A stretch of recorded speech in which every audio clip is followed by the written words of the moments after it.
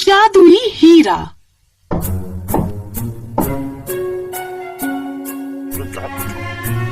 Flori बेटा, जरा जल्दी करो।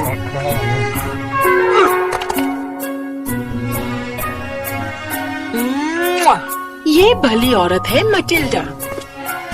ये रहा तुम्हारा बैकपैक। वो वहाँ पर रेक्स है। और ले लिया, ये नन्हा लड़का है फ्लोरिजल।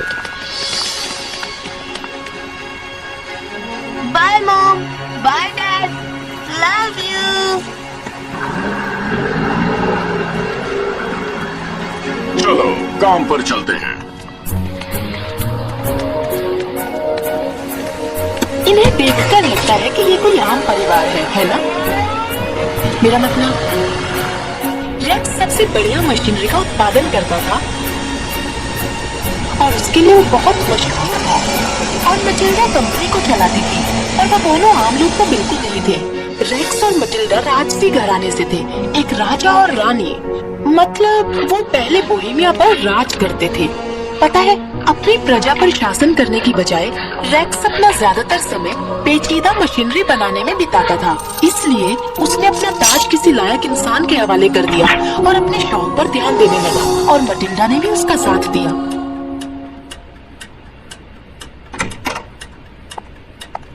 रेक्स, ये देखो। मुझे ये शेड्यूल पसंद नहीं है और उनकी तारीख भी। अगर तुम लेलिफ की रानी के ऑर्डर्स को थोड़ा बहुत एडजस्ट कर सको और फिर इससे मुझे नए स्टोरेज सिस्टम पर एक्सपेरिमेंट करने के लिए समय मिल जाएगा। बहुत खूब मटिल्डा, इसीलिए तो तुम मेरी मैनेजर हो मेरी रानी। कोई तुम्हें सुन न ले। उन्होंने अपना नाम बदलकर रेक्स और मटिल्डा ब्लूम्सबरी कर दिया। उन्होंने अलग राज्य में एक नई जिंदगी की शुरुआत की। यहाँ तो सब सही चल रहा था। वहीं दूसरी ओर फ्लोरिसल को पता ही नहीं था कि वो राजसी घराने से है। वो एक अच्छे से स्कूल में जाता था, उसके अच्छे दोस्त थे और उसका पालन पोषण एक आम लड़के के जैसे हो रहा था। कुछ सालों में फ्लोरिसल अपने पिता की कंपनी में काम करने लगा और वो बहुत ही मेहनती था। उसमें मेरे सारे गुण हैं, गर्व की बात है। और मेरे मैनेजिंग स्किल्स कितनी जल्दी बड़े हो जाते हैं ये। आपको पता है ना मैं यही हूँ। जैसे जैसे समय बीतने लगा, रेक्स ने एक चीज का उत्पादन किया जिसे वो लाइटनिंग लिफ्ट्स कहता था। और ऊपर, हाँ। पर लोग गिर गए तो? ऐसा नहीं होगा। पर क्यों? क्योंकि वहाँ पर दरवाजे होंगे, उन्हें लगाना अभी भी बाकी।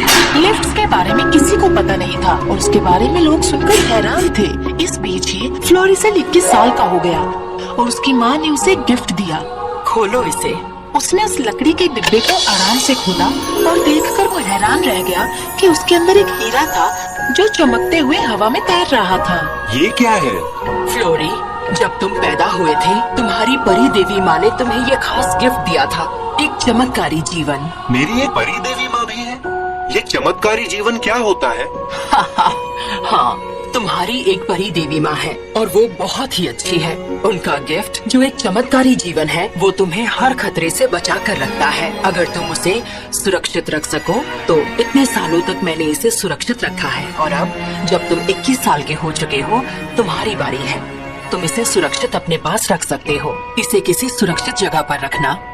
अगर कभी मुझे कुछ हो जाता है और अगर चमत्कारी जीवन सुरक्षित है तो भी मैं सुरक्षित रहूंगा। वाह! मुझे कोई हानि नहीं पहुंचेगी। इसका मतलब ये नहीं कि तुम जानबूझकर खुद को मुसीबत में डाल दो बेटा। मैं मजाक कर रहा था माँ। शुक्रिया माँ, ये सबसे अच्छा तोहफा है।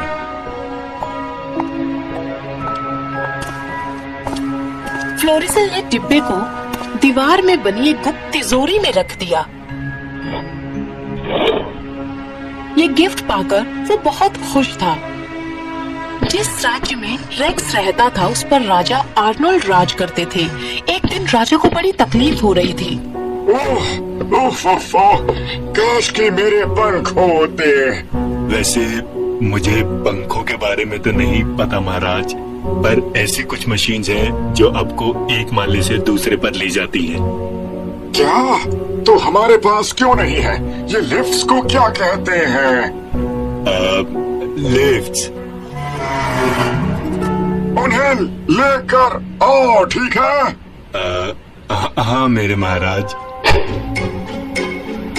इस तरह उन लिफ्ट्स को शाही महल में लगाने के लिए रेक्स को एक बहुत ही खास ऑर्डर मिला था।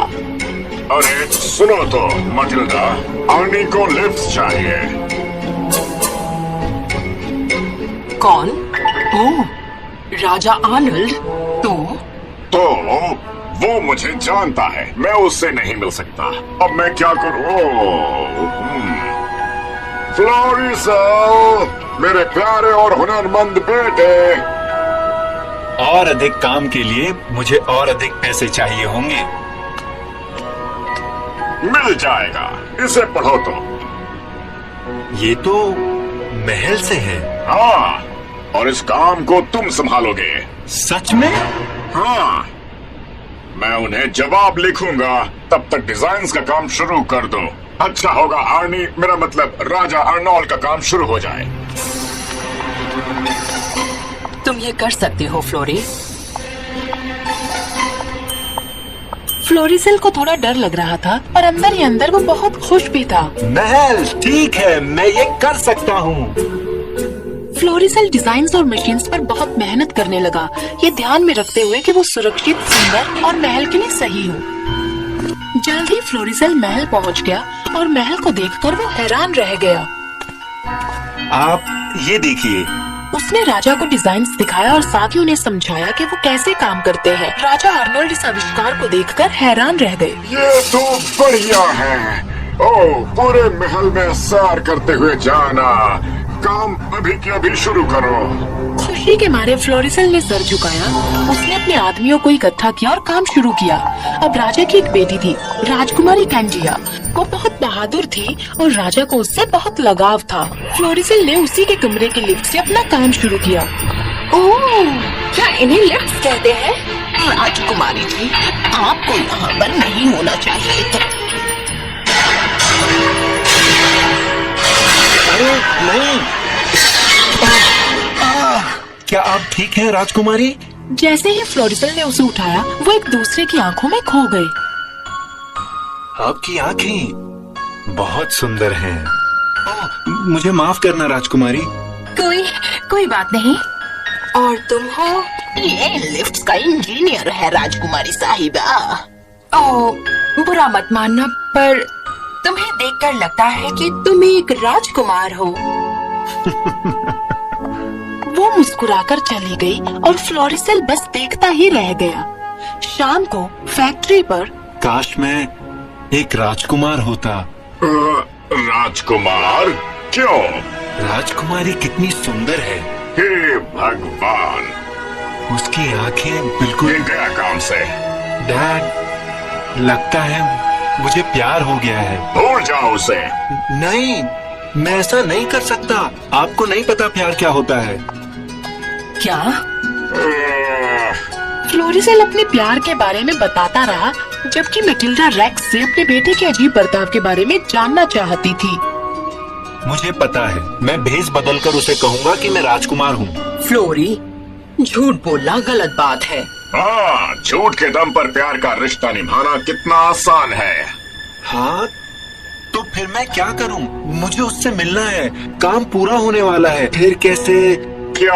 हाँ, मैं एक लिफ्ट अटेंडेंट बन सकता हूँ। बकवास! लिफ्ट्स में अटेंडेंट का क्या काम? उसे जरूरत पड़ेगी, वो राजघराने से है, उसे हर वक्त सुरक्षित रखना होगा। अब इसे कौन समझाए? और इस तरह रेक्स और मैटिल्डा के कहने के बावजूद जैसे ही लिफ्ट का काम पूरा हुआ, फ्लोरिसेल एक लिफ्ट अटेंडेंट बनकर वहाँ पहुँच गया।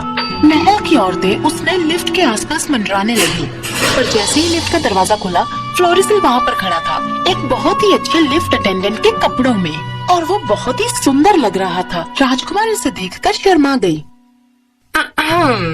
सब लोग ध्यान से सुनो, ये मेरा लिफ्ट है, तो कोई और इसका इस्तेमाल नहीं कर सकता है। कोई और लिफ्ट ले लो या फिर सीढ़ियों से चले जाओ। उसने लिफ्ट के अंदर कदम रखा और फ्लोरिसेल ने दरवाजा बंद किया और वो ऊपर चले गए। कितनी अच्छी जोड़ी लग रही है। चुप रहो, वो एक इंजीनियर है, वो उनके लायक बिल्कुल नहीं है। काम तो पूरा हो गया था ना, फिर तुम यहाँ क्यों हो? हाँ, वो मैं बस देखने आया कि आप सुरक्षित हैं कि नहीं। ये बात है क्या? सिर्फ इसी वजह से तुम यहाँ पर हो? मुझे नहीं पता, तुम्हें लगता है कोई और वजह हो सकती है? कैंडिडा खामोश रही। उसे लिफ्ट में बहुत मजा आ रहा था और कई बार वो एक दूसरे को चुपके चुपके देख भी लेते थे। मुझे अब जाना होगा। क्या? अच्छा। फ्लोरिसल ने लिफ्ट को रोका और कैंडिडा लिफ्ट से बाहर निकली।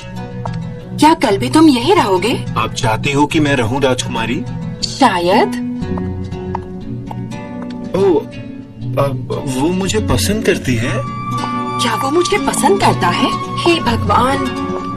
दिन बीते और दोनों एक दूसरे को अच्छी तरह जानने लगे। उन्हें एक दूसरे का साथ अच्छा लगने लगा, पर एक बात वो एक दूसरे से पूछ नहीं पा रहे थे। क्या वो मुझे पसंद करता है? क्या वो मुझे पसंद करती है?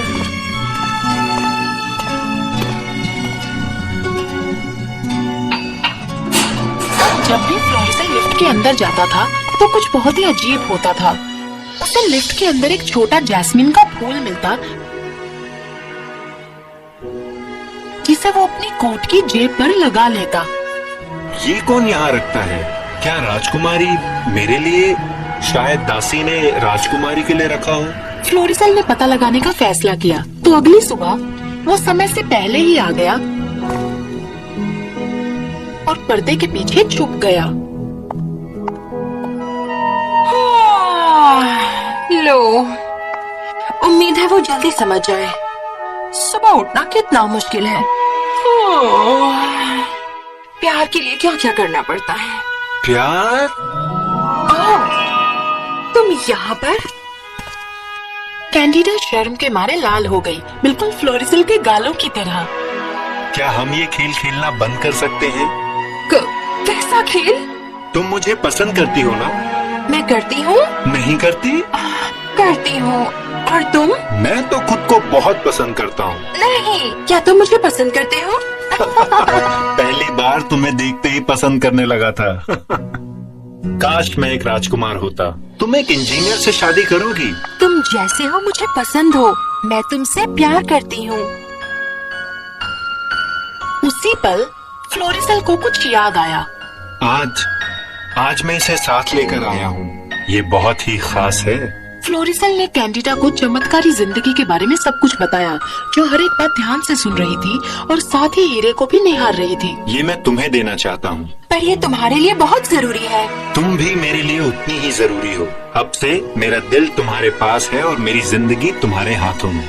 ठीक है, फिर मेरी जिंदगी अब तुम्हारी है और मेरा दिल अब तुम्हारे दिल में है। अब आपको लगेगा कि क्योंकि ये दोनों प्रेमी खुश हैं, तो यहीं पर कहानी का अंत होगा। पर बदकिस्मती से पर्दे के पीछे छिपकर पेज नाम का एक इंसान ये सब कुछ खामोशी से सुन रहा था। वो किसी की बात नहीं मानता था, बहुत बुरा इंसान था, बदतमीज था और राजकुमारी उसे पसंद नहीं करती थी।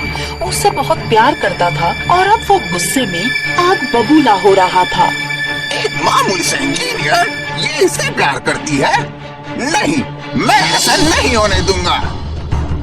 सुबह जब महल के सभी लोग जागे, पेट चुपचाप वहाँ से निकल गया। मुझे राजा को खबर देना होगा। राजकुमारी कैंडिडा उससे शादी नहीं कर सकती।